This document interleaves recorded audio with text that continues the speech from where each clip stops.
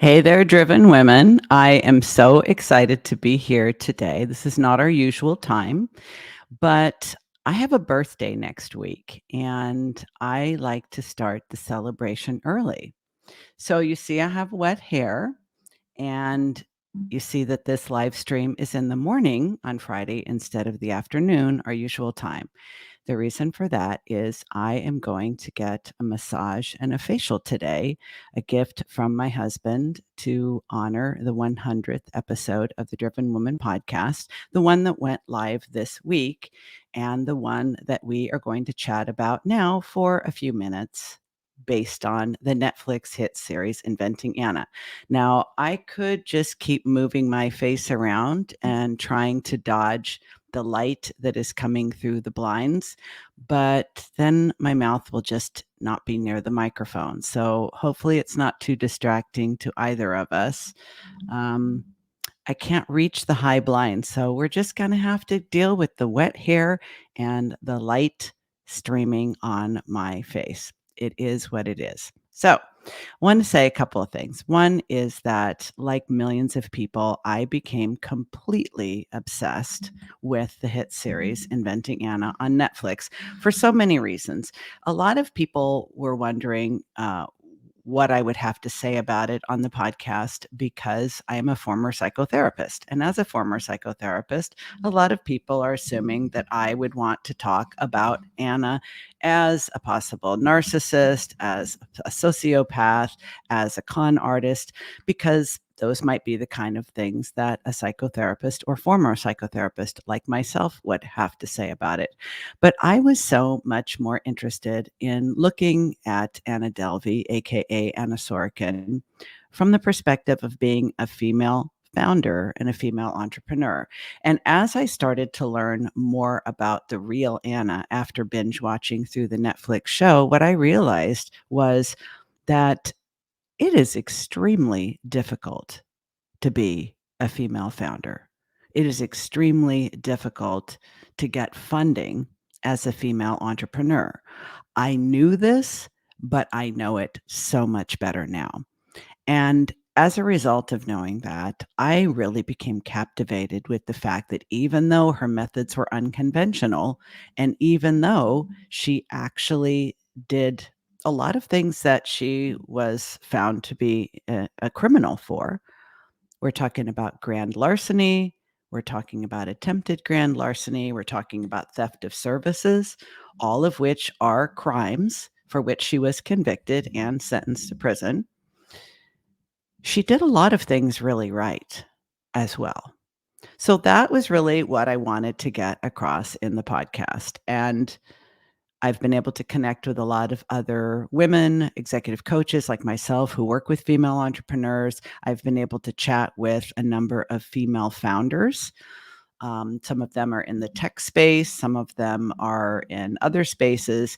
And they were able to confirm for me that it is absolutely true that women have a much harder time getting money. Now, I just can't get rid of these lights on my face. It just looks so ridiculous. I'm going to say, oh, look at that. Well, at least for a couple of minutes, maybe it'll look better. Anyway, I'm so glad that you were able to join me today. I'm assuming this is Andrea, and I'm so sorry that you have COVID, but at least I can help maybe entertain and distract you for a few minutes while you are recovering, surrounded by all your beautiful furry friends. So, what I now know about being a female founder is that you kind of have to be a little bit audacious and you kind of have to be willing. And I don't mean kind of, you have to be willing to break some rules. You have to be willing to really go all in. You have to be willing to do some things that might be considered outrageous, dramatic, attention seeking, because the number of people who want to start companies and need money to do so, there's got to be millions of them. So many people have been pushed out of corporate because of downsizing, because of global outsourcing. You might be in a glamour industry, and if you're over 40, you're no longer considered age appropriate. There are so many reasons why people end up starting businesses. And a lot of entrepreneurs simply don't have the right personality for conforming to the norm. You may already be aware that probably 60 to 70% of people who are entrepreneurial have ADHD traits, if not the full scale diagnosis. So I think there are many, many reasons why people with ADHD have difficulty conforming to the norm, following rules, doing things the so-called right way. I was often, something between a superstar and a management problem in my previous careers, because while I could definitely deliver the desired results, I had to do it my way. And not every corporate environment is receptive to that. A lot of corporate environments want you to do things the approved way, the accepted way, the way that everyone else does it. So even if you're doing things better, if you make other people uncomfortable because you go about it differently, that can be a problem. So I don't want to go off too much in a tangent here, but with inventing Anna, some of the things that I personally think she did extremely well was that she is a very keen observer of human behavior. Now, I have said this before in other scenarios, but I grew up in a very unstable, very chaotic, very unsafe, abusive household. And I was an adopted child, as were most of the other kids there. I feel very grateful that I too, like Anna Delvey, became an astute observer of human behavior from an early age, because that actually helped me survive. That actually helped me sidestep a lot of the scenarios that got my other siblings beat on. And I think because Anna is such an astute observer of human behavior, she was able to shapeshift. She was able to literally become the person that she needed to be for the person who had the resources she desired to connect with her, to want to support her, to be willing to introduce her. Very wealthy, well-connected people generally don't open up their Rolodex to a complete stranger, especially if they don't think they're going to get something in return. So even though we know not all of the series is true, and we are reminded of that every single episode in a very clever and creative way by Shonda Rhimes, we do know that Anna was able to break into circles where she really didn't have a legitimate access or opportunity to be there. She shape-shifted herself. She literally became whoever she needed to be to get access to the resources she needed. And what did she need? Everything that she didn't have.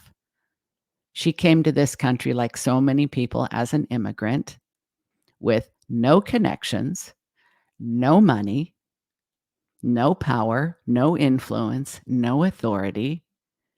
All she had was grit, determination, and, at least in the minds of a handful of people, a really good idea. There have been so many stories about people who came to this country with very little as immigrants and became super successful. Think about Arnold Schwarzenegger, right? He has had several successful careers, but he came here with nothing but determination and a willingness to do whatever it took to become somebody. I'd say he's done rather well for himself. Rather well for himself, indeed. I have always been attracted to immigrant stories. I happen to be married to an immigrant who didn't exactly come to this country with nothing, but he did come to this country and have to start all over, have to earn every single thing that he has gained here. But I'm sure he would tell you he would do it all over again.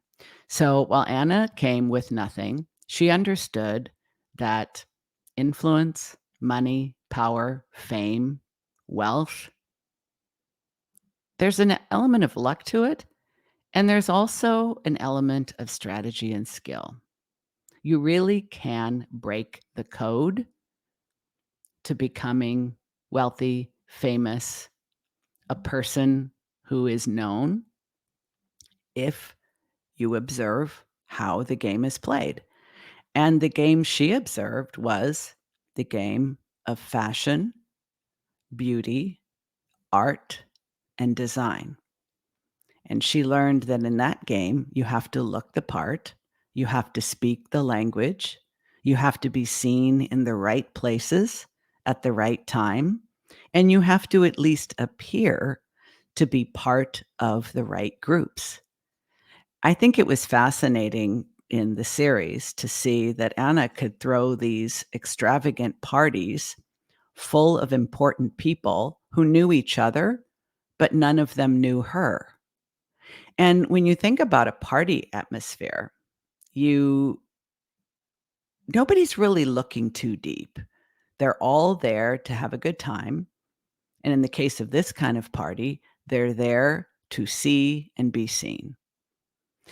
If you follow Hollywood at all and you know that, let's say, an aging actress who's no longer getting a lot of work is either going to appear kind of desperate and just go to any kind of opening just to keep their face and name in the public eye. I have often heard the insult, she would show up for the opening of an envelope. And of course, that's snarky, it's sarcastic. I love sarcasm, don't get me wrong. But it sort of implies that this is a person who's desperate to be seen in the right places so that they appear to be relevant. Anna wasn't even relevant, but she knew that there was a game and she knew how to play the game. She knew that she had to wear the right clothes, show up at the right parties. And if she couldn't get an invitation to those parties because she didn't have the connections, then she would host a party and she knew exactly who to invite. Now, I remember watching very carefully the episode where she was announcing ADF, the Anna Delvey Foundation, and she was toasting it. And you could see how some of the people there looked a little bit awkward, a little bit confused, a little bit uncomfortable, but still in the party mode. All the research that I've done since watching the series and before recording the episode for the podcast was that most of the people didn't know her. They knew of each other, and they simply went because of FOMO. It's just such a good reminder how easily manipulated most people are because FOMO is human nature. FOMO is human nature. Everybody wants to fit in, everybody wants to belong, everybody wants to be noticed or known of. And we don't want to be left out. It is literally hardwired into our human DNA because once upon a time, millions of years ago, being left out meant you would perish. We depended on one another for our very survival and safety. So I think some other things that Anna did really well is that she knew how to behave like someone who is uber wealthy. I have interacted with a number of very wealthy people at different points in my careers. I needed to go to fundraisers. I have met quite a few celebrities in my life and even had some, pleasant chit chat with them on different occasions. And oftentimes, people who are well known, people who are celebrities, people who are famous, people who have a lot of money or power or influence are actually very socially awkward. So, being able to make people comfortable with you by acting like one of them, that is something that all of us can really get better at doing. Whatever you're selling your services as a solopreneur, you are selling yourself, going out on a date. I honestly think everything is sales. And I think it's one of the reasons why I was so fascinated with this series because, for example, if you, like me, are getting ready to move again, I moved from Los Angeles to Portland 3 years ago. We have since decided, as a result of the pandemic, being so far away from family, and just a lot of the things that have been going on in downtown Portland over the last year, we have decided that this is not the place for us. So we're heading back to California. The moving van will pull up on May the 6th, and we're not even going back to the same area of California. We're going to a totally new area where we don't know anyone. And so it's an adventure, it's an experiment. We'll see how we like that. We're open to loving it, and we're open to not loving it. We feel lucky enough to be able to relocate ourselves at will because we both work remotely from home. So home could be wherever we decide. Now, the selling part is that when you are new in town and you don't know anybody, you kind of have to do a little bit of personal selling. Even if I didn't have my own business, being someone who relocates, I kind of do need to sell myself as a potential friend, a neighbor, someone that you might want to go walk your dogs with, although my dogs are really not very well socialized. But I think you understand the point. So Anna knew that she needed to sell herself, and she needed to sell herself as a person who was part of the club that she needed to be seen as part of. So her arrogant behavior, her dismissiveness, her presumptions, her acting insulted when her friend asked for the money back. This is how the people in the club that she wanted to be part of behave. Now, I want to be very clear. Oh, thank you, Andrea. Um, I want to be very clear that I do not endorse arrogance. I do not endorse, support, applaud, recommend, approve of narcissistic, condescending, dismissive, exploitative behavior. Of course I don't. The point I want to make is if you don't have the resources that you need to achieve the goals that you want to achieve, you can be a keen observer of human behavior too. For example, if you are going to be looking for a job in the near future, I happen to know Andrea, who's on this call live, is in law school, will be completing law school in the not too distant future, and will be looking for her first job in the legal profession. Now, I remember that. I remember, not that I was a lawyer, but I remember just completing graduate school and looking for my first job and thinking, oh man, I'm not only in competition with everyone else who's also coming out of my graduate program at that time, but everyone who was also graduating from every other program at that time, plus all the people who are just ready to change jobs and they're actually in the profession. It's a little mind-boggling when you think about it because it's like, wait a second. They have one opening at this agency. They have to choose one person, and I'm in competition with all these people who may have more to offer than me.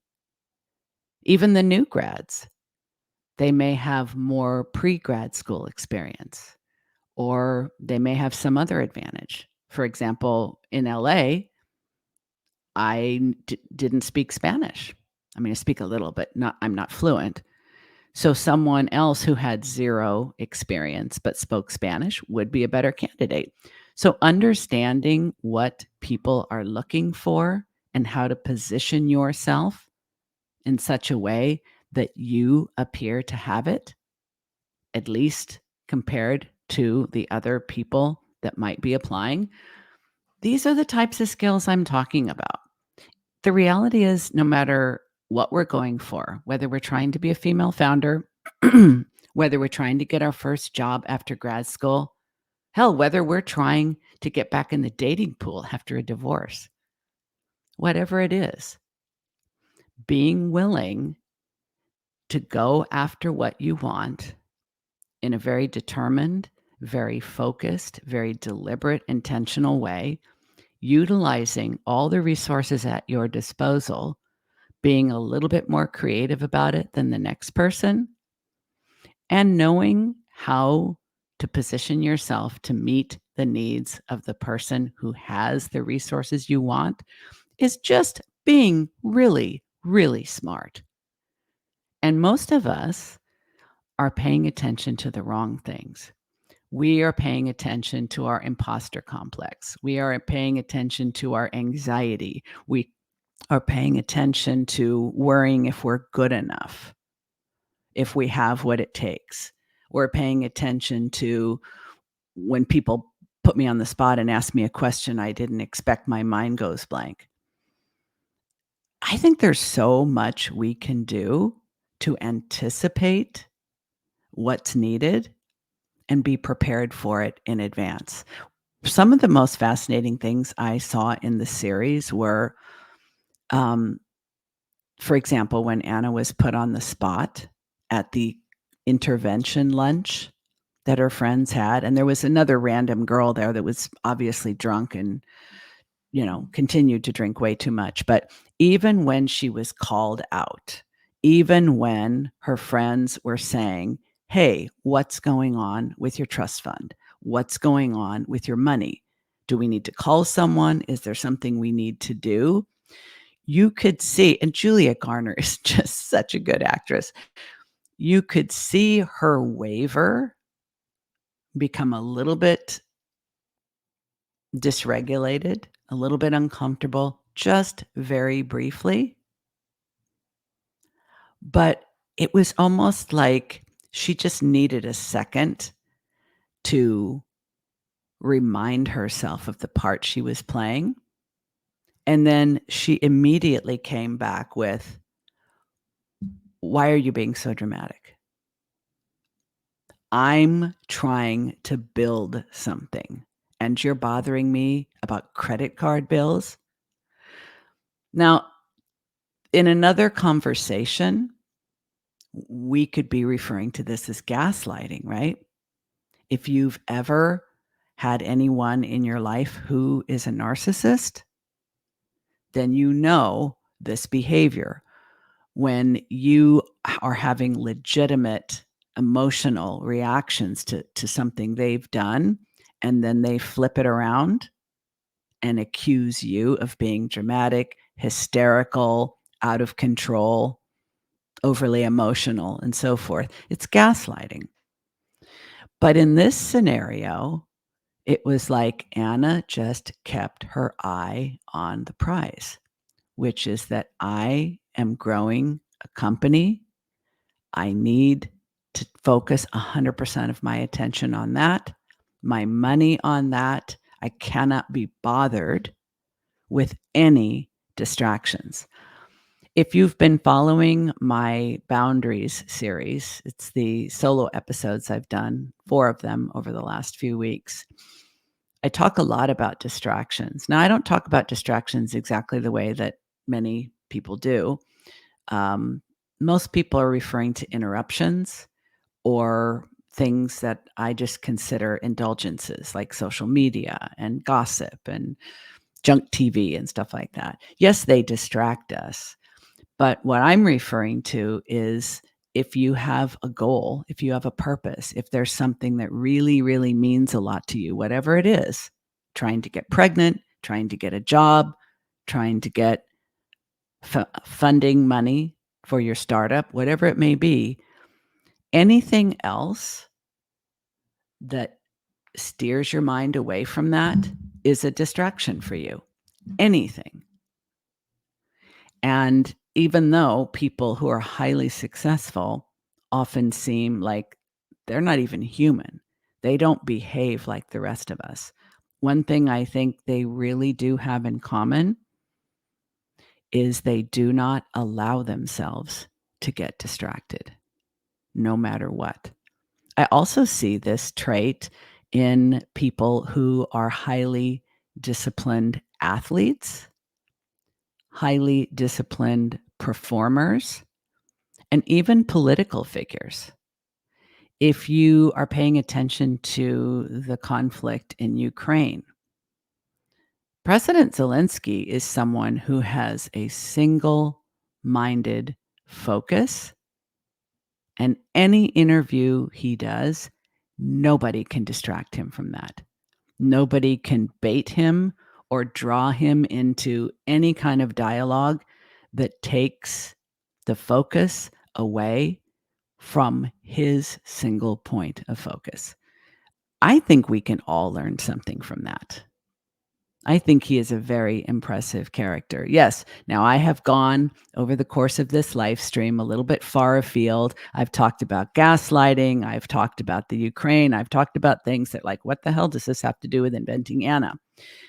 But the point is this individual demonstrated what is possible when you have a single-minded determination towards a very specific goal. You are willing to do whatever it takes. You understand that you can tap into other people's resources by learning the rules of the game they're playing and looking like you need to be a part of it.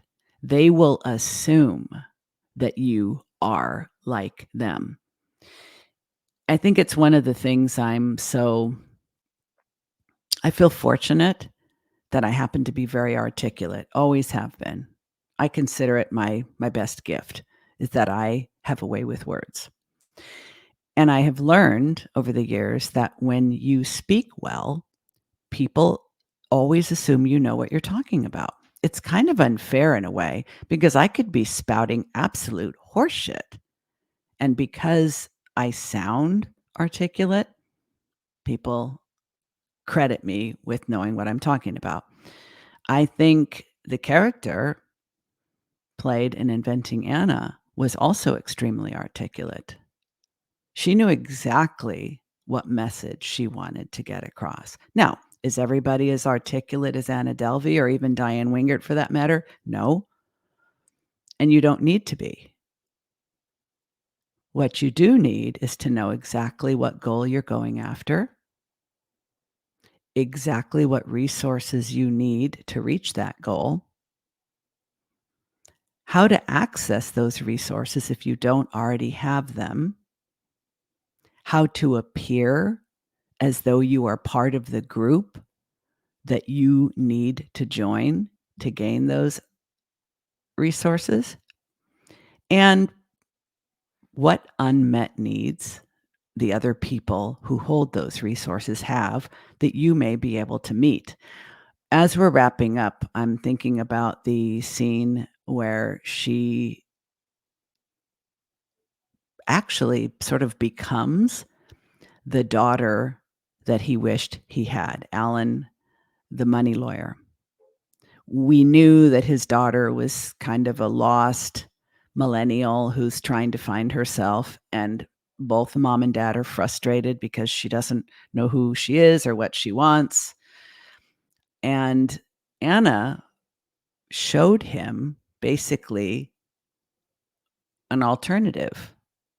And it sort of evoked that father figure. Like, this girl is the kind of young woman I would be proud of if she were my daughter.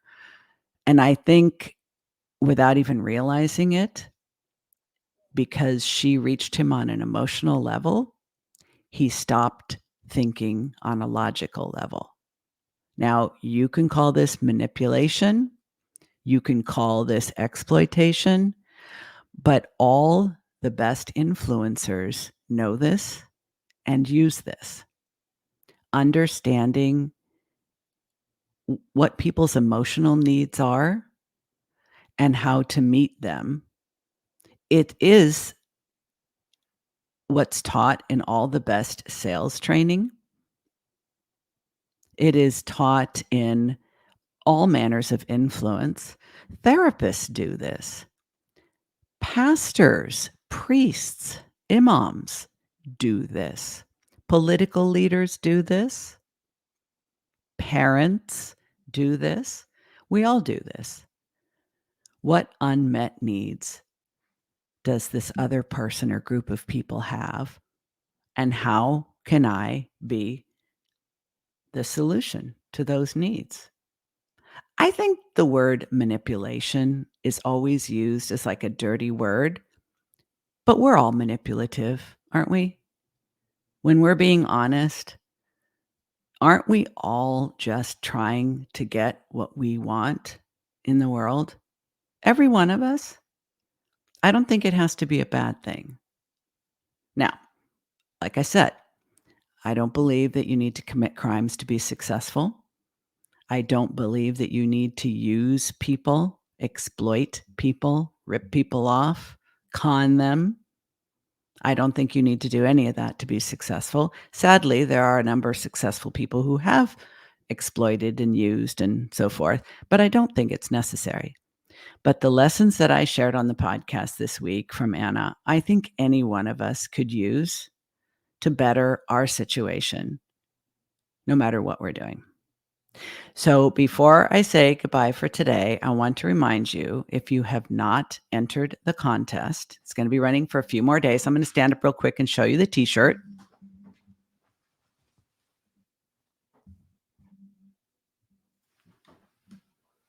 You can win your very own Inventing Anna t-shirt.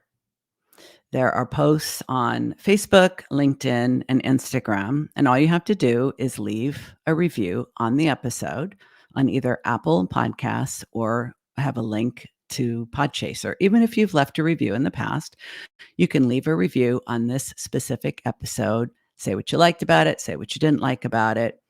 Be specific, not general.